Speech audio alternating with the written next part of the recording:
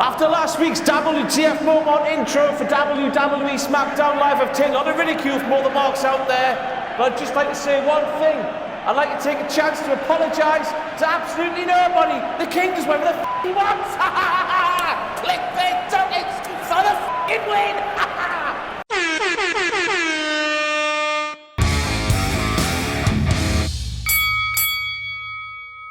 I'm King Ross and you're my loyal subjects. It's that time once again where I take a look at all of the WTF moments from WWE TLC 2016. Let we're f***ing gone. Yaraji. And we start with Mauro Ranallo, who claimed last night's event is the only time in the year the WWE turns into a human demolition derby. I've got a couple of questions to ask Mauro. What about Extreme Rules? What about Hell in a Cell? What about SummerSlam, WrestleMania, where they have the big gimmick matches? It happens all the time. And just to add on to that point, while we're talking about Mauro Ranallo, we have to bring up the rumours that are circulating on the interweb that claim his WWE contract is coming up to an end. Quite frankly, in his own words, they're all f***ing bullshittery. All you clickbait websites out there with your saucy headlines. Ooh, is Mauro Ranallo going to leave WWE? Question mark. Fuck you! Fuck you and all your integrity, shitty bastard cunts. He's not going anywhere. Don't clickbait us. The start of Randall Keith Orton's entrance seemed to include that opening note from Burning My Light. You know, that entrance theme he had when he was part of Evolution and afterwards. Then it seemed to include a bit of the chorus from his current theme, the voices in his head, and then there was some other noise that I couldn't quite make out. This might have been on purpose, you know, giving us a little run through his career on his path into the Wyatt family, but no, because I'm here to bastardize everything I see, this is a perfect opportunity to insert a Kevin Dunn joke. Therefore, Kevin Dunn wired his f***ing teeth up to the machine that he presses, you know, to play the music and whatnot. Like the piano scene from the movie Big. He hits one tooth, something plays. He hits another tooth, another thing plays. So basically, we sat there in the background like that and many things played. 100% true, I have my sources. We're back with Mauro again, and this time he was questioning whether Bray Wyatt is one of the most influential WWE superstars we've ever seen. What a fucking stupid question. His entire gimmick is that of a cult leader, and during this entire main roster run, he's been able to get Daniel Bryan in the Wyatts for a bit, and he lost him. He got Braun Strowman and some children. That's Braun Strowman and a group of kids that he's been able to convince to join his cult over the span of his 3 or 4 year main roster run. He's a shit cult leader. He's not an influential superstar at all. What a silly question to me. Then we had David Otunga chime up saying he didn't know whether Bray was the most influential superstar of all time, but he was certainly one of the most charismatic. And then after saying those two things that contradict each other, Dave claimed that Bray can get anyone to follow him, therefore insinuating that he is one of the most influential leaders of all time in WWE history. David Otunga saying one thing, saying another. Hip hop, hypocrite. What a dick. Back to Mauro again. There's a lot of commentary WTF moments, isn't there? Basically, Mauro said that Rhino speared Luke Harper when we all know that that move that he does is like, it's called a go. It always has been. It always will be. It would be like calling a Randy Orton RKO a flying cutter. You just don't do it. It's got a special name. You use the special name. It's a gimmick. It's blah, blah, blah.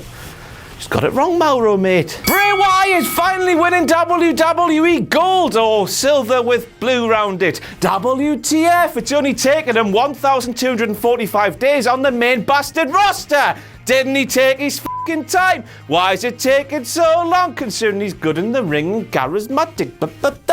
No. Anyway, I'm sure we can all agree he should have had gold or silver rounded by blue by now, but he hasn't. But thank God he's got it now. Isn't it nice? What a lovely sight. Doesn't he deserve it? We move on to the Nikki Bella and Carmella match, where the referee was counting them out in a no disqualification match. I repeat, the referee was counting them out in a no disqualification match. I repeat. The referee was counting them out in a no disqualification match. I repeat. The referee... It makes no f***ing sense. Why was he doing it? Thank God he stopped. Hey, what a dick. Now we're moving on to Natalya, who was outed as the evil woman who attacked Nikki Bella at Survivor Series, and then a couple of seconds later, She's in a K's advert being all, nice and picking out a ring for some man. Some marky man. Some marky man. So one segment, she's turned heel. Another segment, she's gone face, picking out wedding rings for some Mark. And then, in an interview backstage where she wasn't at all convinced and basically giving away that was actually her, she was back to being a heel. She was flip-flopping, a flip-flop, flipper-crit. Oh, what a childish sentence that was. Now we move on to the Russian announce team who, despite being Russian, had Brazilian written on their name slate on the screen. That's a bit wrong, isn't it? We're back to Kevin Dunn again with those teeth like the piano scene from the movie Big. He presses the button. According to the commentary team last night at WWE this was the last time we were ever going to see The Miz and Dolph Ziggler in a match in a WWE ring, bing, bang, boom, bing, bing, bing, bong, bang, bing, bing, bing, crazy frog ting. Even though the same spiel was spewed all our faces, at No Mercy was the last match, and then TLC was the last match. When will it f***ing end? Never. Never ever. It'll never ever end. It'll never end. I suppose you could say the end is not nigh. Although, since we're a bit pressed for time today, we're not going to get a special little clip for one of those, We're just not. So deal with it. We're back to the commentary team again. Oh, who would have thought it? And this time we have David Otunga once again lambasting The Miz for using Maurice to get ahead in previous Intercontinental Championship matches. What's new there? Nout. New era, same old that whole gimmick, But then Dave lambasts Maurice, who of course is not a singer. She's anything but a singer. I don't think she's ever sung in her life. She might have done. Everyone go on Wikipedia now and go, oh, Ross, you're wrong. I don't care. She's not a bona fide singer like Dave's wife is, Jennifer Hudson. Anyway, Dave lambasted Maurice for not having a Grammy. A Grammy? A Grammy. Hey. Unlike Dave's wife, Jennifer Hudson, who does actually have a Grammy, therefore making it acceptable for Dave to use Jennifer to get ahead. I mean, who wants to hire an actor who is dead behind the eyes? An actor that has no crack whatsoever. An actor with a wife who has a Grammy, though. We're in there like swimwear. So if Maurice got a Grammy, then she'd be able to do things without Dave lambasting it. Makes no f***ing sense. Why the f*** did he bring it up? He's an idiot. Law school's down there, Dave. F*** off back in there, you. We're back to Dave Otunga once again. By gum golly gosh, aren't the commentary team getting a good singing over today? Yes, they are. David Otunga claimed that Justin Bieber is a better athlete than The Miz. WTF? What a f***ing silly thing to say. We know Dave's meant to be the face commentator, but putting men down like that in a WWE ring who are far more successful in a WWE ring than he could ever dream of? What a dick. Nah, what a stupid thing to say. Just take him off. Just take him off. Who would have thought that the ladder that Dolph Ziggler was using to twat The Miz in the face with is just as good as selling as Ziggler is? It bounced off the top rope, it went over the ring, it bounced off the middle rope, it bounced off the bottom rope, then it hit the deck. It was f***ing poetry in motion. Basically, if Dolph tried to do that in a million years, he wouldn't f***ing do it ever. Never ever. He couldn't do that if he tried. It was f***ing beautiful, it was. It just... clapping for the ladder. Oh my f***ing God, we're back to Dave Otunga once again, who said when Dolph Ziggler or The Miz, I can't remember who it was. Me. Anyway, whoever's getting hit in that picture there, Dave claimed they were getting hit with a steel chair, even though it's clearly a ladder. It was so bad of a call that JBL was correcting him. I can't believe it. JBL correcting a fellow broadcaster, a professional broadcaster. That means one thing. Rich, hit the footage, please. The end is night, the end is night. Run away, the end is night, but it's Johnny Clark, motherfuckers! I can't believe it! Yeah, way. Here's a sentence that came out of John's mouth. The Miz has figured out his way to retain the Intercontinental Champion.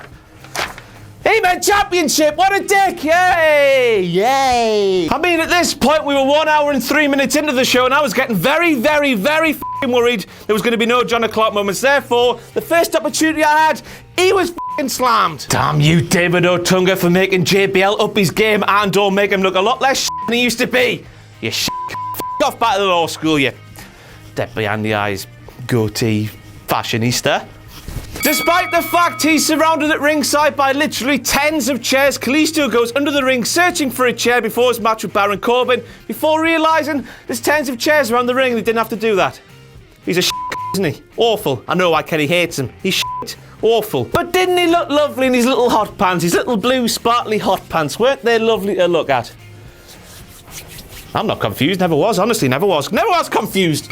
Me sideways and call me Betty, when the will this end? We're back to David Otunga once again. He claimed the stipulation of the chairs match in the Kalisto versus Baron Corbin match would favour Kalisto. Apparently, according to Dave, it puts Kalisto on an even field. Keel, you tit. Now he's got an equaliser. So in reality, even though Dave said it gives Kalisto an edge, it just brings him equal. It puts him on a level playing field. It doesn't give him the advantage that he claimed at the start of the sentence. And once again, it's another example to us all that David Otunga is the biggest hip-hop hypocrite. He starts off on one tangent at the start of a sentence, ends on another that completely contradicts what he said at the start. What a f***ing tosser law school off. Fuck. Oh. Baron took his shirt off. I am beautiful, no matter what they say. Bored fans looking bored during a match that we all thought was going to be boring, but wasn't actually that boring. Eh? Aye, that match exceeded expectations, but bored fans were shown being bored on the screen, therefore lessening the efforts of what the wrestlers were doing in the ring. Kevin! Now we all know that Baron Corbin is essentially giving himself a rock bottom when he hits the end of days, so this is the first time that I'm going to call him out for using that move. I know that landing on your face makes it far more painful than landing on your back, but when it's on a bed of chairs, surely landing on your back is just as painful as landing on your face. Surely Baron should have been selling the fact he landed on his back on a bed of chairs, but he didn't. He just rolled over and won the match. Yeah. Yeah. Logic. Right. One WhatCulture sign there, plus another sign that read delete King Ross. Ho ho ho! Isn't it a little bit sad that some horrible little spotty mark, some stain on the underpants of life, would take upwards of half an hour out of their day to make a sign lambasting this national treasure and global icon? And anyway, as you'll see in the future, as you probably saw in the past on the Twitter machine, myself and Broken Matt Hardy, the man that does the deleting, we are f***ing tight as f***. We love each other. We're like peas in a f***ing pod. He loves me, I love him. You'll see that, or you saw that on Twitter a few days ago. Either way, it's not gonna f***ing happen, so that f***ing sign wasted its f***ing time, you dirty mark stain on the underpants of life. So aye, that sign says they want me to be deleted, but don't expect me to go anywhere soon. Just expect me to pull up a little chair here, get my clickbait ducats and the John O'Clock shirts merch money, and just fan myself for a very long time. It's a lot of money, this, isn't it? A lot of them Queen's heads. Oh, this is f***ing lovely. Keep making your signs want me to go away. I'll keep doing this even harder. Look at all the money I've got and you don't. Oh, the king does whatever the f*** he wants. Woo-hoo! This is f***ing lovely.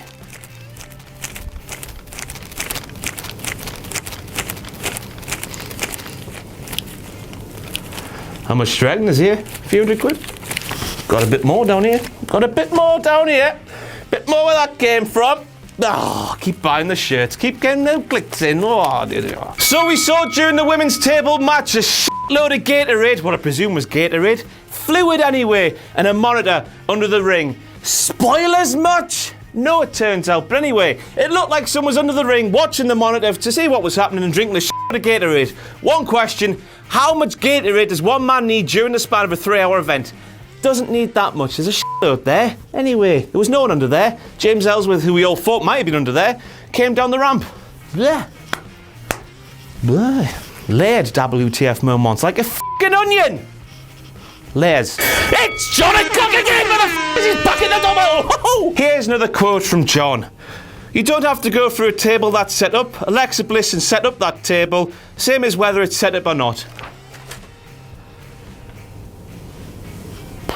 Alexa Bliss, she didn't think that DDT through, did she? She thought, f***ing hell, there's some wood. That hurts a lot more than the standard wrestling ring. Let's DDT Becky Lynch's face straight onto that wood. What a devastating move, hey? No, not quite when you're given that DDT and land on your back on that bit of wood, which also has a bit of metal that sticks up. If you land that bit of metal that sticks up, it's gonna knock you more than it knocked her. She didn't think it through, but anyway, she won the match anyway. WTF, hey? So next WTF moment, Alexa Bliss defeats Becky Lynch for the WWE SmackDown Live Women's Championship. WTF, you didn't see it coming, I didn't see it coming. Although, if you are going to have Alexa at the stage of her career she's at beat Becky Lynch at the stage of her career she's at, have it in a tables match where a finish is so sudden that nobody can possibly look weak. Good decision, WWE. Right time to change if you have to change. We're going through changes. Ozzy and Kelly Osbourne.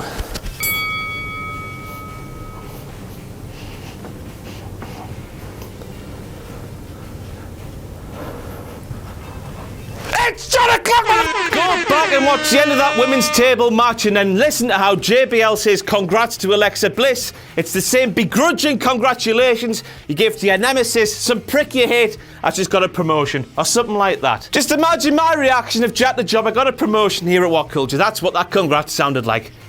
Bitter is out. Why is John bitter towards Alexa? We don't f***ing know. I suppose we'll never know. We might know, we don't. Yes, the whole world f***ing saw it. AJ Styles' arse crack was out. It was out. There was a rip in his tights. You could see bare cheek in a wrestling match. WTF. But I suppose since he could wrestle like he did with his arsesuit, that's what makes him the best in the bastard world. But the fact we saw AJ's arse cheek in the first place suggests to me that he wears a thong under his tights. WTF. I suppose we can only assume as well that this was something he picked up in Japan.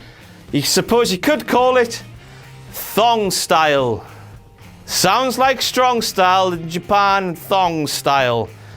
Please f***ing laugh. It's been a really long day. A really, really long day. Thong style. Brilliant. Ellsworth. WTF? I know it is one. I know it was predictable as well, but it's certainly a WTF moment. Why? Whoa. After AJ Styles nearly killed him on multiple occasions, you can't be serious, Jeff. Why would he align with AJ Styles? I know he said something on Talking Smack. I've not seen Talking Smack yet. I can't remember what he said. Either way, that f***ing pillock should not be involved in the WWE World Championship feud. Never ever, never ever ever. It would be like putting the gobbledygooker in a title feud with, someone from back then, Taker and Hogan, blah blah blah blah blah. I know Taker debuted that night, but you know what I mean. Two big uns and a one in the middle. Ellsworth, gobbledy chicken. Fuck. That's it. Goodbye. WTF moments over for you. F off. Goodbye.